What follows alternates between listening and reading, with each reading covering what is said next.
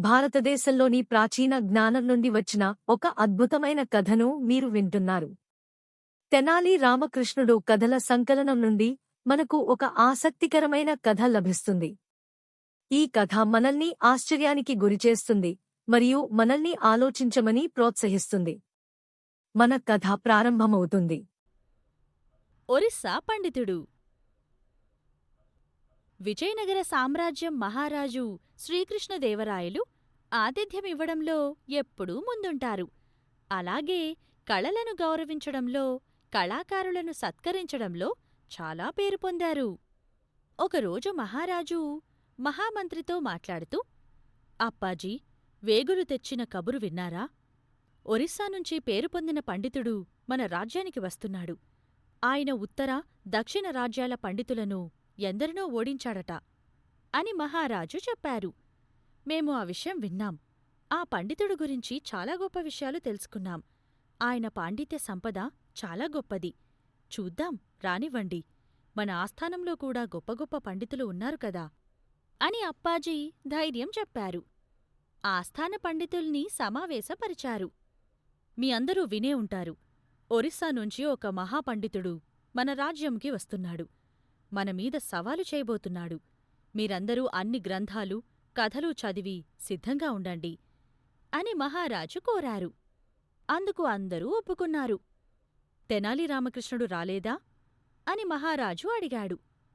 తనకి కూడా కబురు పెట్టాను మహారాజా అని అప్పాజీ అన్నాడు. తను పెంచుకున్న పిల్లికి పిల్ల పుట్టింది. ఆ పిల్లిపిల్లకి పాలు పట్టాలి. అందుకే రాలేను అని చెప్పమని చెప్పాడు అని భటులు చెప్పారు. మహారాజుకి ఆశ్చర్యంతో పాటు కాస్త కోపం, చిరాకు కూడా వచ్చాయి. ఒరిస్సా నుండి మహాపండితుడు విజయనగరానికి వచ్చాడు. సభ మొదలయ్యింది. మహారాజు కొంచెం ఆందోళన పడుతున్నాడు.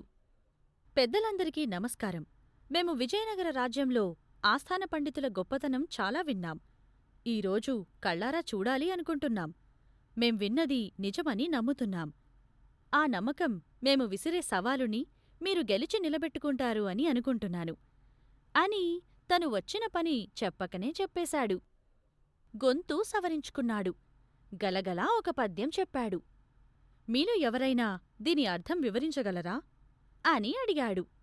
ఆస్థాన పండితులందరూ ఒకరి ముఖం ఒకరు చూసుకున్నారు. పోనీ, ఈ పద్యం ఏ గ్రంథంలోనిది? దీనిని రచించిన మహాకవి ఎవరు అని మళ్ళీ అడిగాడు ఆ పండితుడు. మహారాజు తమ ఆస్థాన పండితుల వైపు ఆశగా చూశాడు. ఒకరి ముఖంలో కూడా ఆనందం లేదు. అవును అప్పాజీ, ఈ తెనాలి రామకృష్ణుడు ఎక్కడా అని ఆస్థాన పండితుల వైపు చూస్తూ అడిగాడు. ఇంకా రాలేదు అని మహామంత్రి చెప్పాడు. ఈరోజు ఇక్కడ జరిగే పందెం గురించి తెలుసుకదా అని మహారాజు మళ్ళీ అడిగాడు. ఒరిస్సా పండితుడు సభలో ఉన్న పెద్దలందరికీ పందెం వేసి హాయిగా ఆసనంలో కూర్చున్నాడు. ఆ మహాపండితుడు చెప్పిన పద్యం గురించి ఎవ్వరికీ ఏమీ తెలియదు. ఆ పండితుడి పండిత సామర్థ్యం గురించి మరియు గతంలో సాధించిన విజయాల గురించి అందరికీ తెలుసు. ఇప్పుడు స్వయంగా చూస్తున్నారు.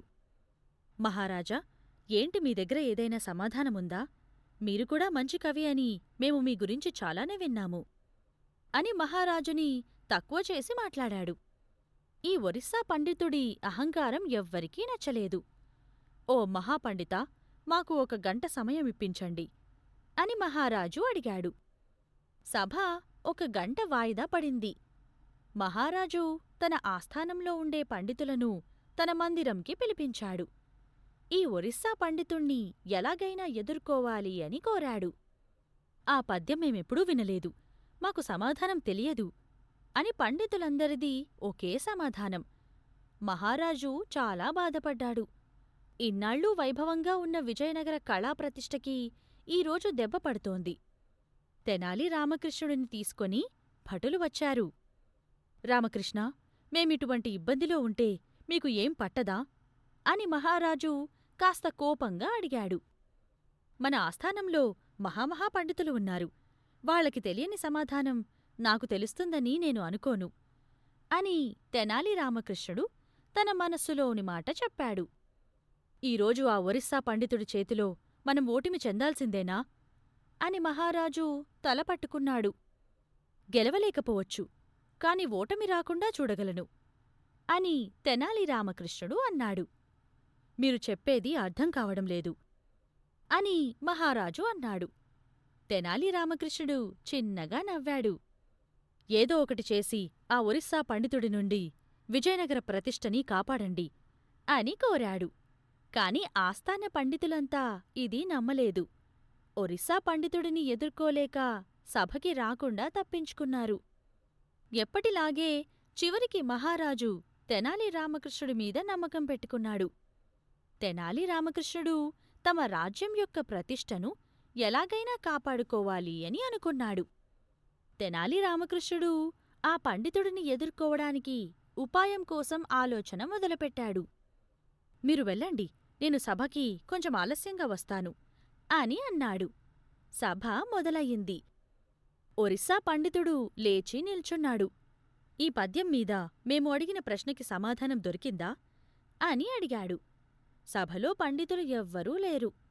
ఇక్కడ పండితులు ఎవరూ లేరంటే సమాధానం కూడా లేనట్టే అని గర్వంగా అన్నాడు. అప్పుడేనా, కాస్త ఆగండి అంటూ తెనాలి రామకృష్ణుడు సభకి వచ్చాడు. మహారాజు ఊపిరి పీల్చుకున్నాడు. సభలో జనం తెనాలి రామకృష్ణుడికి జేజేలు కొట్టారు. ఆ ఒరిస్సా పండితుడు కూడా తెనాలి రామకృష్ణుడి గురించి చాలా గొప్పగా విన్నాడు. నమస్కారం తెనాలి రామకృష్ణగారు అని అన్నాడు. తెనాలి రామకృష్ణుడు కూడా ప్రతి నమస్కారం చేశాడు. మీరు చెప్తారా సమాధానం అని అడిగాడు. నేను సమాధానం చెప్పే ముందు మాది కూడా ఒక ప్రశ్న అని తెనాలి రామకృష్ణుడు అన్నాడు. చెప్పండి అని అన్నాడు ఒరిస్సా పండితుడు. మీరు ప్రపంచంలో అన్ని గ్రంథాలు చదివారా అని అడిగాడు. ఏ ఒక్కటీ వదల్లేదు అని అన్నాడు ఆ పండితుడు. అప్పుడు తెనాలి రామకృష్ణుడు ఎర్రటి పట్టువస్త్రంతో చుట్టబడిన ఒక పుస్తకాన్ని ఆ పండితుడు ముందు ఉంచాడు. అది చూసి ఆ పండితుడు కొంచెం ఆందోళన చెందాడు. అది చాలా పెద్దదిగా ఉంది. మహారాజు ఆ వస్త్రం వైపు ఆసక్తిగా చూశాడు. వెంటనే ఒరిస్సా పండితుడి వైపు చూశాడు. ఒరిస్సా పండితుడి ముఖంలో భయం కనిపిస్తోంది. ఇదంతా చూస్తూ అప్పాజీ నవ్వుకుంటూ ఉన్నారు. ఆ ఒరిస్సా పండితుడు తెనాలి రామన్ వైపు చూస్తూ అది ఏమిటి అని అడిగాడు. తిలకాష్ట మహిషాబాంధనం అని తెనాలి రామకృష్ణుడు బదులిచ్చాడు. పండితుడు ఆశ్చర్యపోయాడు. సభలో ఉన్నవారందరూ బిక్కముఖం పెట్టారు. మహారాజు మహామంత్రి వైపు చూశాడు.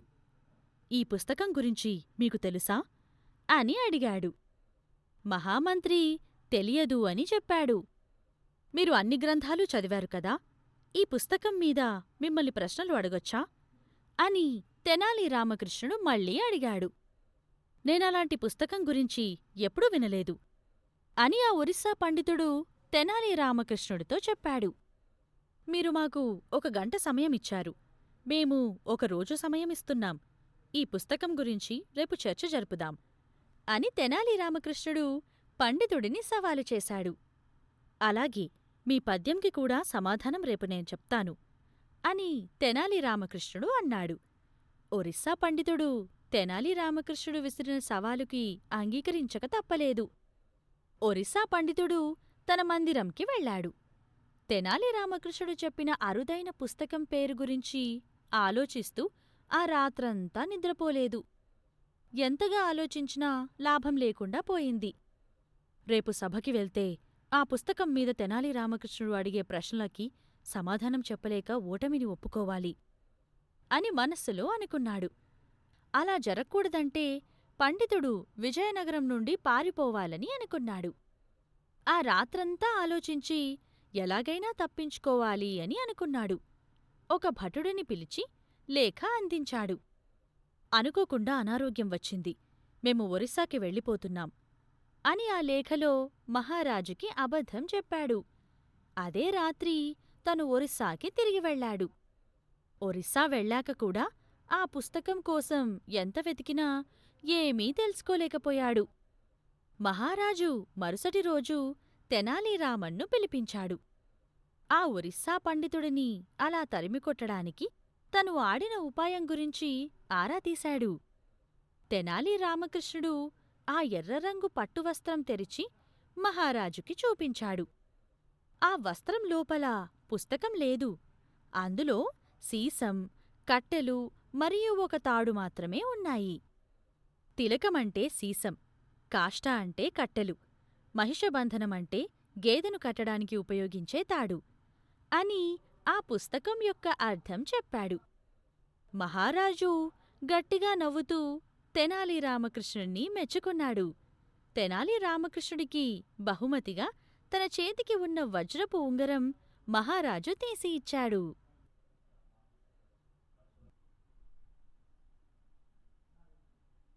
ఈ కథ మనకు నేర్పే పాఠం, మన అహంకారం మనల్ని ఎన్నిసార్లు ఓడిస్తుందో, మనం వినయంతో, విద్యతో ఎప్పుడూ గెలవగలమని చెబుతుంది. మీరు ఆపిల్ లేదా ఆండ్రాయిడ్ యాప్ స్టోర్స్ నుండి స్టోరీ వేవ్స్ యాప్ను డౌన్లోడ్ చేసి, ఈ సేకరణ మరియు ప్రపంచవ్యాప్తంగా ఉన్న సంస్కృతుల నుండి మరిన్ని కథలను అన్వేషించవచ్చు. స్టోరీ వేవ్స్ సభ్యత్వం నెలకు $1 కంటే తక్కువగా ఉంటుంది. మీ కుటుంబానికి నాణ్యమైన కథలను తీసుకురావడానికి ఇది అత్యంత సరసమైన మార్గాలలో ఒకటి. అన్ని కొత్త కథలు స్టోరీ వేవ్స్ యాప్లో అందుబాటులో ఉన్నాయి, మరియు అత్యంత ఉత్సాహభరితమైన కంటెంట్ యాప్లో మాత్రమే అందుబాటులో ఉంటుంది. యూట్యూబ్ ఛానల్ మరియు ఇన్స్టాగ్రామ్, టిక్టాక్, స్పోటిఫైలో స్టోరీ వేవ్స్ను ఫాలో అవ్వడం ద్వారా రాబోయే కంటెంట్ గురించి అప్డేట్స్ పొందండి. మీరు చూసినందుకు ధన్యవాదాలు.